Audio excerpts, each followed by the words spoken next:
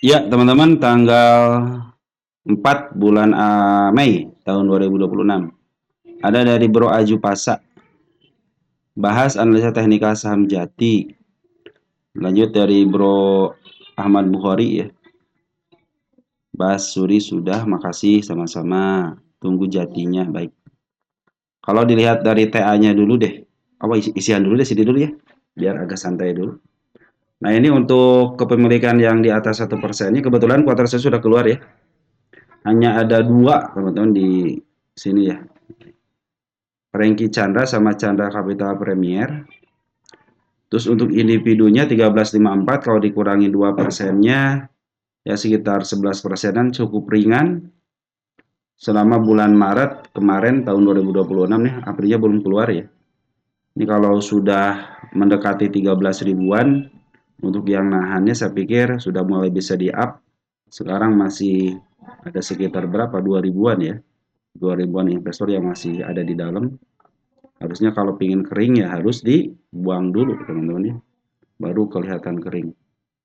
Lanjut untuk statistik corporate action dulu sebentar teman-teman, kita lihat dulu ya. Ini 26 Mei. 20 Mei ya untuk RUPS-nya. Dikit lagi, terus untuk insidernya ada yang jualan apa enggak ya? Nah, sampai 21 Maret 2025 ada Andreas Jos yang membeli tapi belum terlihat jelas ada jualan ataupun aksi korporasi yang lain.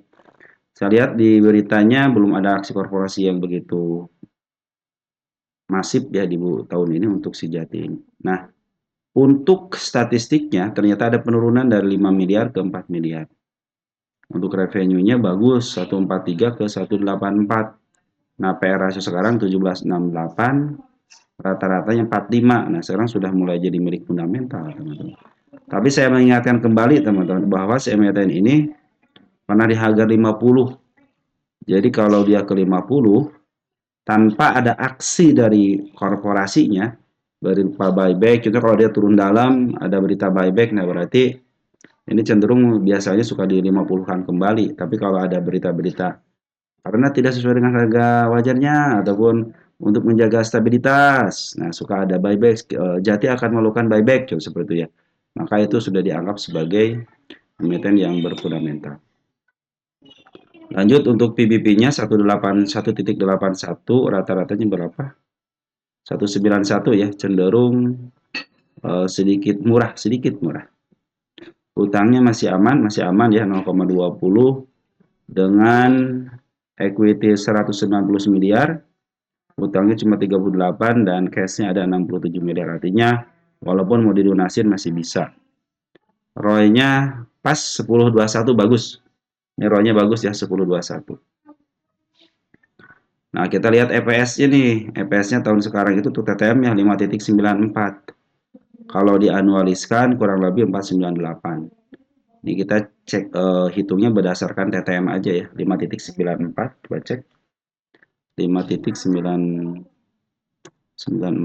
dikalikan dengan BBP rata-ratanya 4531. 45,31. Hasil di angka 269 ya.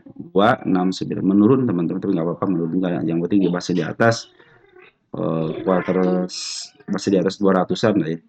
261 26, kok 261 teman-teman. 269 quarter 1 masih kali ya. Nah, kalau hitung berdasarkan rumus PBP kita cek harga bukunya 5816. 58,16 dikalikan dengan PBB rata-ratanya di angka 1,91. 1,91 di angka berapa nih? 111 ya, tidak jauh dengan 111 ya. Sama 040526. Nah, itu harga wajarnya untuk kuartal 1 teman sementara ini ya. Kenapa sementara? Karena dari tahun berapa ini? 2023, 24, 25, 26. Sebenarnya 26 ya, cuma harus sekarang sudah mulai kategori 3 tahunan, teman-teman ya. Berarti sudah saya cabut sementaranya di sini. Nah, berarti dia sudah masuk ke 3 tahunan. Berarti di level 260-an sama 111.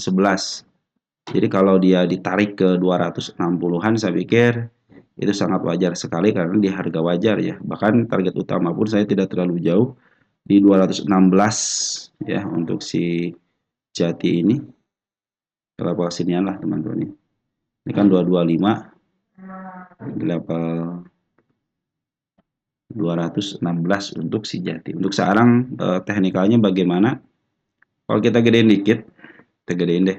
Nah, kita gedein, lebarin. Di sini kan ada tanda penurunan yang kemarin kita bahas ya.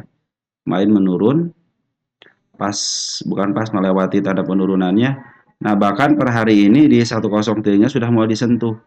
Tapi saya pikir lebih baik dia nyentuh dulu sini dengan body untuk menutup PR-nya. Soalnya di angka 100 sama di angka 102-nya itu bagus. Jadi kalau dia turun ke level 103 itu masih posisi aman, bahkan pas pun masih aman. Yang harus diwaspadai ketika dijebol level 100-nya. Karena kalau sudah mulai jebol 100, support yang sedikit agak dalamnya dilalui. Kemarin kan saya bikin support di sini. 102, 100, dia ada step 1, step 2. Ini jadi masih step 2, masih harganya sama. Ini kalau terjadi pantulan lagi, teman-teman ya. Mungkin kalau level 116 lagi, saya pikir ini sudah dikatakan dia sudah membuat step 3 ya. Ini 3 kali disentuh. Berarti ini area kuat. 3 kali sentuh area kuat. Nah, targetnya di sini aja nih. 125 dulu. Karena posisi kan lagi downtrend sekarang dia itu ya. MA 200 masih berada di atas. Kecuali kalau dia mampu ngebreak MA 200-nya dan mampu mengarahkan MA 200 menghadap ke depan sedikit ke atas. Silakan bisa ditargetkan ke 149. Untuk sementara ini targetnya 125 aja di bawah MA 200. Nah, untuk pungutan bagaimana? Pungutannya bandar lokal masih cenderung dia nggak kemana-mana ya. Ngambil, keluar lagi, ngambil, keluar lagi. Terakhir, dia masih ada pengambilan di tanggal 28 April. Ada teman kita yang ngambil ya. Ada si MG nih, tanggal 28, tanggal 30-nya. MG-nya masih ada di dalam nggak? Masih ada di dalam tapi sedikit ya, berarti si MG masih menguasai di tanggal 28 ya. Maka seperti inilah biasanya karakter si MG jualannya pakai shadow. Untuk smart money sudah berkumpul dengan baik nih. Ketika smart money berkumpul dengan baik kan terjadi kenaikan. Makanya sekarang smart money sudah berkumpul, butuh dia break level 116. Saya pikir kalau sudah melewati 116 akan cenderung bagus. Kalau sekarang lebih baik sabar dulu. Tunggu si MA10-nya di break dulu nih. Biarkan MA10-nya di bawah kanan dan menuju ke atas. Kalau sekarang kan bandar lokal juga belum begitu gerak. Hanya smart money aja yang bergerak. Seperti kalau sudah mereka semua bergerak, untuk kenaikannya akan bagus. Poren bagaimana Poren? Nah, Poren sejak ngambil tanggal 27 Februari ada pengeluaran. Memang kalau Poren belum keluar semuanya, kita cek teh tanggal 27 Februari. Mana 27 Februari? Nah, sini akhir bulan kita cek untuk Porennya.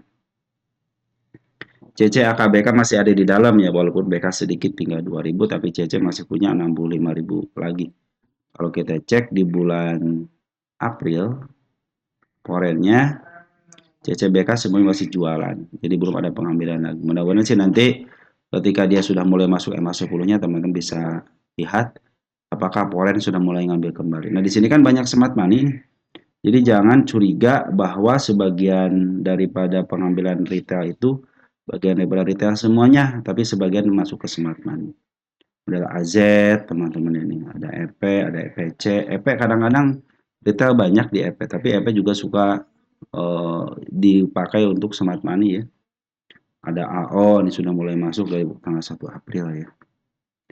Lalu dicek 15 menitan, sudah mulai bagus. Nah, kalau 15 menitan belum nih teman-teman ya. Karena si MA 200-nya dekat ya dengan MA 10 sama MA 20. Lebih baik sabar dulu, tunggu dia break MA 200 aja nih. Biarkan dia break MA 200, nanti lihat arah MA 200-nya. Ini kan 15 menitan. Nah, kalau sudah menghadap ke atas, teman-teman bisa entry ya. Karena kan berdasarkan lukisan market maker di day trade-nya masih menunjukkan downtrend. Makanya lebih baik nembus MA 200 untuk 15 menitan dulu. Kalau arahnya sudah mulai menghadap ke atas, saya pikir untuk kenaikan bisa. Ini manfaatin shadow-nya si Jati ini. Karena mungkin ya kalau manfaatin shadow ya mungkin trading pendek. Tapi kalau mau ngambil sedikit agak lama ya tunggu aja sampai MA10 bakal menuju ke atas. Nah, bagi teman-teman yang sudah mulai ngambil dan tidak sempat take profit gitu kan, biarin aja, santai aja dulu. Selagi dia tidak jebol 103 masih aman. Kalau pas banget pun masih aman. Yang penting dia tidak jebol 100. Karena kalau jebol 100 kan emiten gocapan.